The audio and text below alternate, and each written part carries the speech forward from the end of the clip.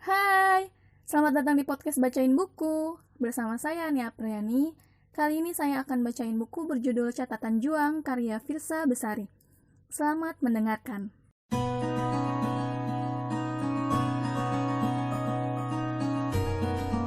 Kereta membawa Kasuarina melipir menjauhi ibu kota.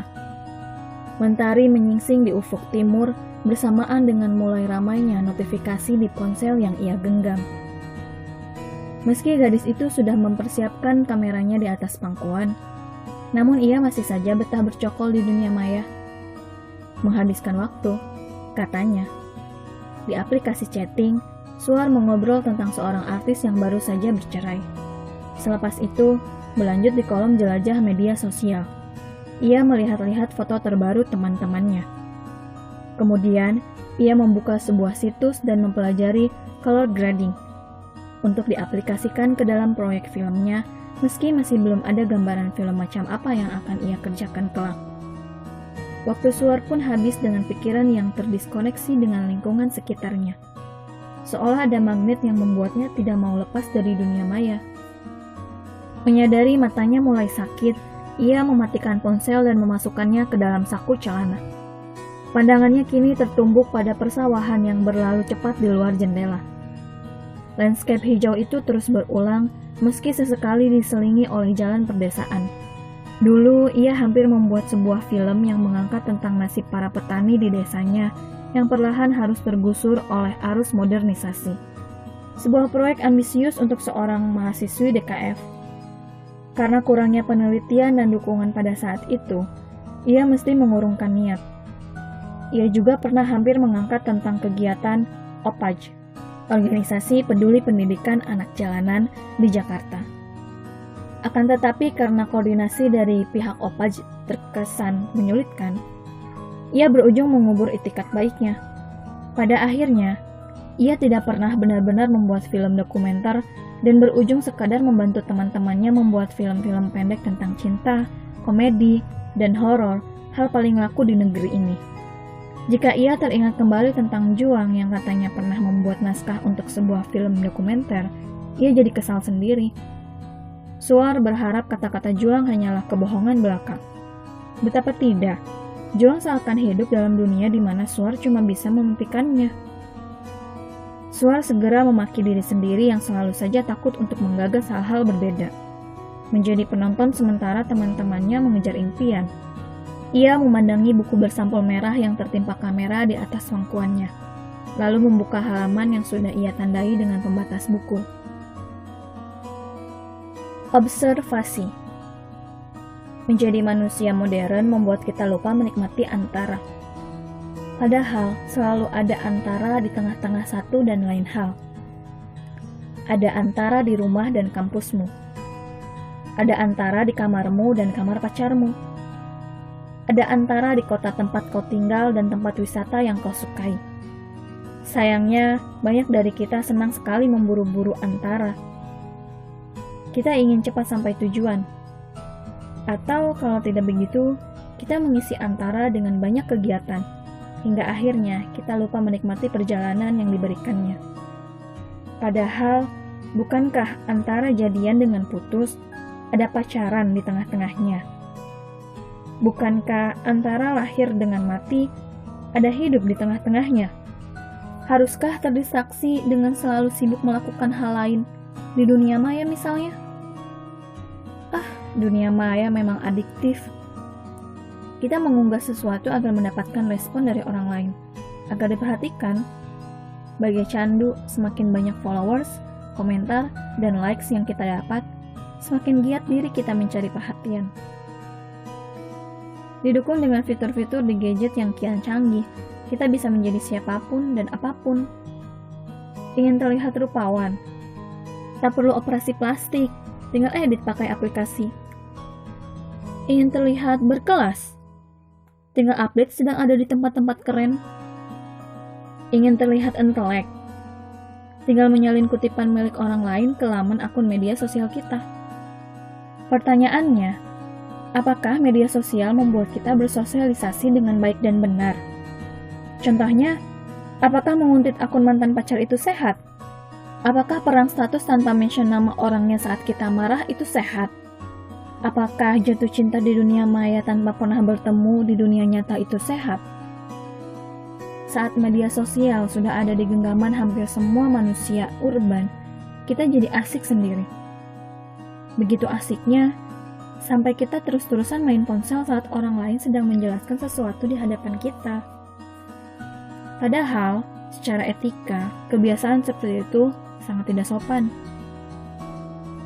Mungkin kita sedang lupa bahwa berapapun banyaknya subscriber dan followers kita di dunia maya, tanpa seseorang yang benar-benar mengerti kita apa adanya di dunia nyata, kita akan tetap sendirian. Coba taruh sejenak gadgetmu, lalu lihat sekeliling. Kapan terakhir kali kau mengamati lingkungan sekitarmu?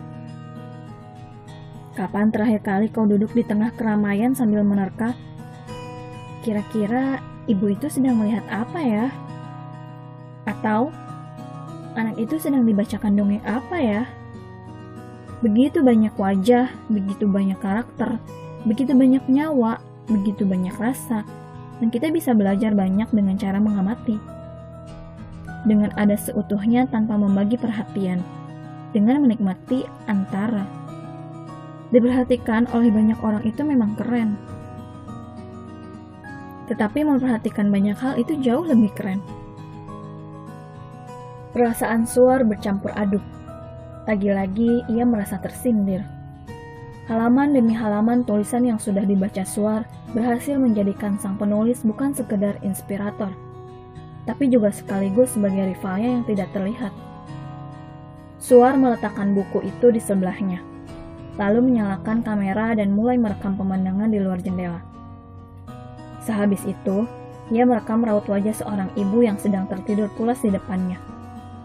Namun, kereta yang terus bergerak mengakibatkan gambar yang ia ambil bergoyang-goyang. Dasar, sialan, gumamnya. Tanpa kenal menyerah, ia mencoba lagi dan lagi.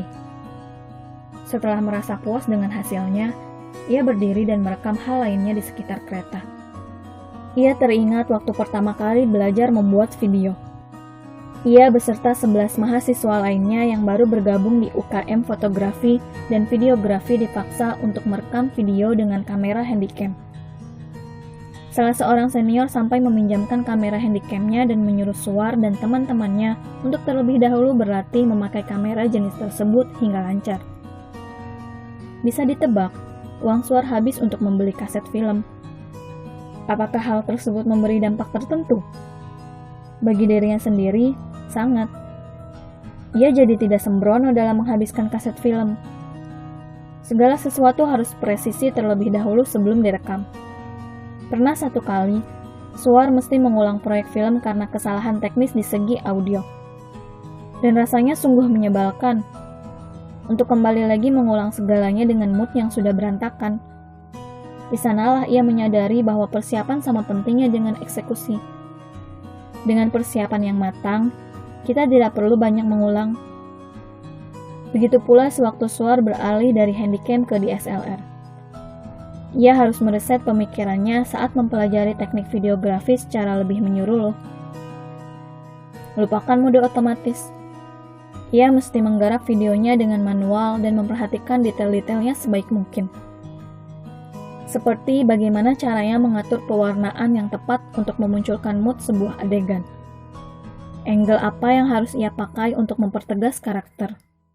Seberapa dalam depth of field yang diperlukan untuk mempercantik latar.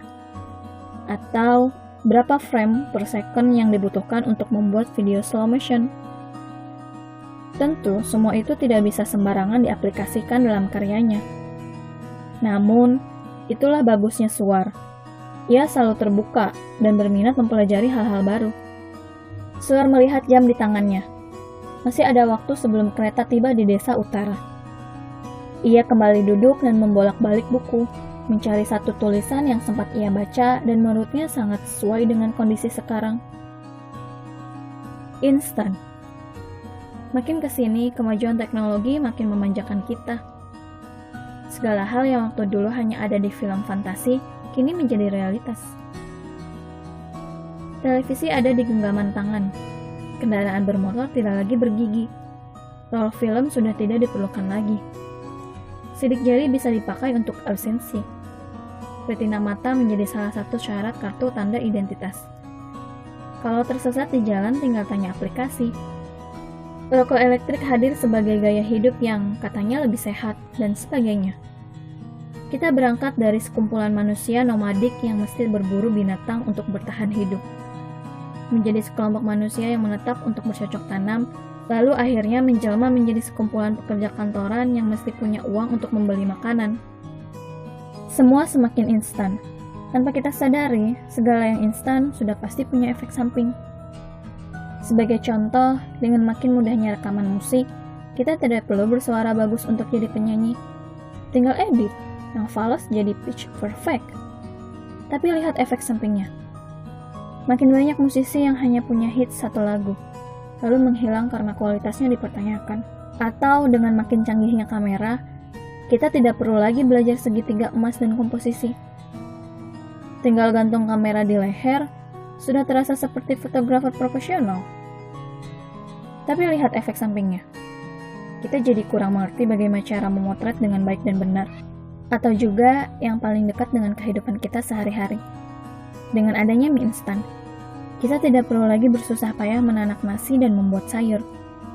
Tapi, kita lupa bahwa mie instan memiliki dampak yang luar biasa berbahaya untuk tubuh kita jika dikonsumsi terus-menerus. Pada akhirnya, kemudahan tidak selalu memudahkan. Lantas, perlukah kita menentang zaman? Itu sih tidak mungkin. Kemajuan teknologi tak dapat dilawan. Kecuali kita rela tinggal di gua dan hidup dengan serba keterbatasan. Mau tidak mau, kita harus ikut terbawa laju perkembangan zaman. Yang perlu kita lakukan adalah menanamkan mindset untuk selalu belajar. Aku yakin, jika kita belajar dengan baik dan benar, mau pakai kamera film ataupun kamera digital, mau rekaman diedit ataupun tidak, mau menulis di laptop ataupun di kertas, kita tak akan menemui masalah. Zaman boleh instan, diri kita tidak boleh instan. Karena, pada akhirnya seseorang yang tidak mencapai sesuatu dengan instan, akan selalu tahu caranya bangkit kembali saat dijatuhkan. Suar mencubit perutnya yang kini sedikit membuncit. Efek mie instan yang selama ini memang menjadi menu kegemarannya sebagai anak kos. Ia juga pernah membaca sebuah artikel yang mengatakan bahwa zat kimia berbahaya yang terkandung dalam mie instan bisa bertahan di perut selama berminggu-minggu. Suar berjanji pada dirinya sendiri, takkan lagi menyentuh mie, kecuali terpaksa, dan akan kembali berolahraga. Benaknya kemudian melontarkan tanya, apakah Juang juga tidak suka makan mie? Ataukah, terlepas dari apa yang sudah ditulisnya, kadang-kadang ia masih makan mie? Apakah ia benar-benar berhenti merokok? Ataukah ia kembali merokok? Apakah ia gemar berolahraga? Apakah mungkin kelak mereka akan berolahraga bersama? Apakah Juang cuma seorang hipokrit yang senang menasehati tanpa pernah mengaplikasikan? Begitu banyak hal yang sudah Suar baca, tetapi begitu sedikit yang ia tahu tentang orang itu. Tidak ada keterangan waktu, keterangan tempat, apalagi nama-nama selain sebuah Juang yang ia temukan di halaman pertama. Seolah-olah Juang memang menulis tanpa berniat menceritakan tentang dirinya. Jangan-jangan buku ini adalah naskah yang akan diterbitkan, pikir Suar.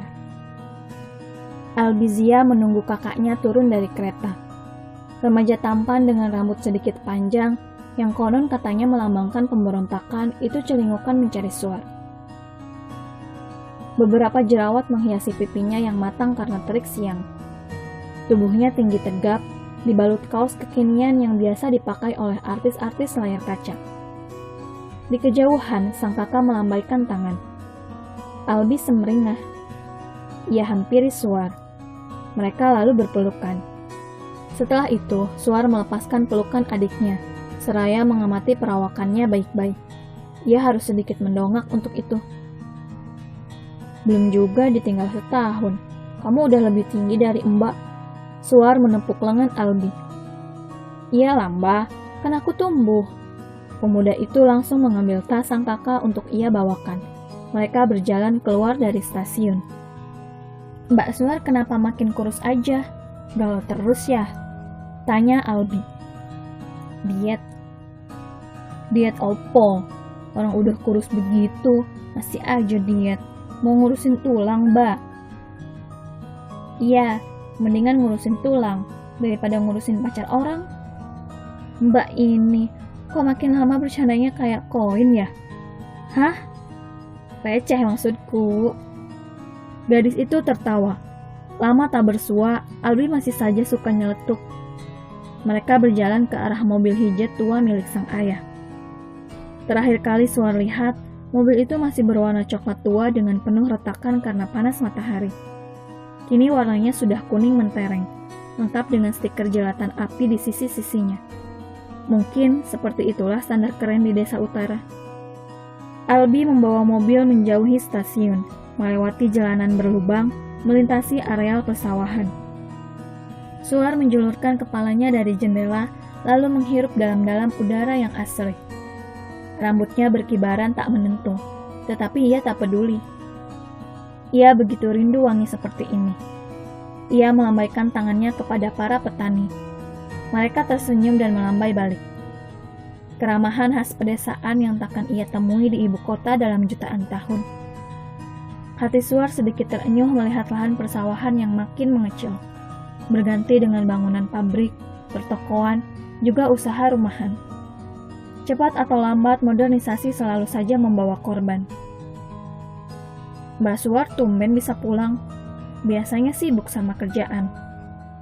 Capek kerja melulu, kangen rumah juga lagian. Suar mengacak-ngacak rambut adiknya. Ia lalu membuka ranselnya dan merogoh sesuatu. Nih, buat kamu, katanya seraya memberikan sebuah box kecil. Albi menilik box itu. Beberapa detik kemudian, ia baru sadar. Ini HP, serunya. Suar mengangguk. Albi histeris lalu merangkul kakaknya. Terima kasih. Al, lihat jalanan.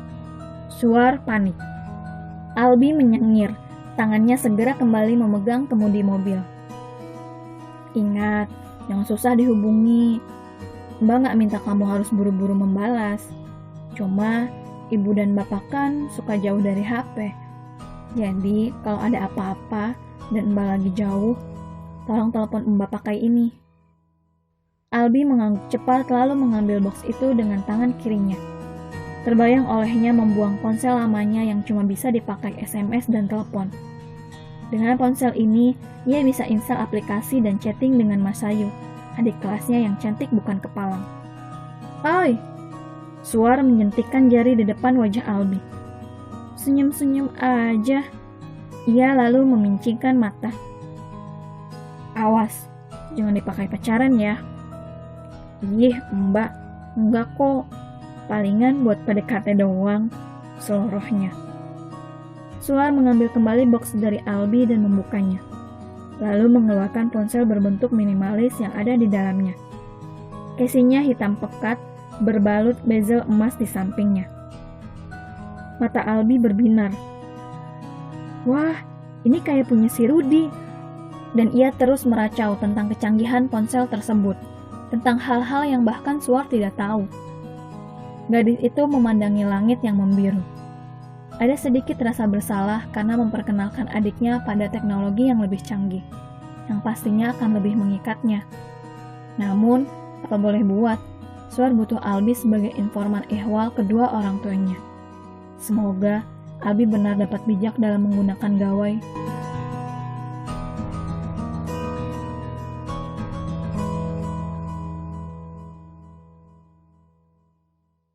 Demikian buku catatan juang karya Firsa Besari.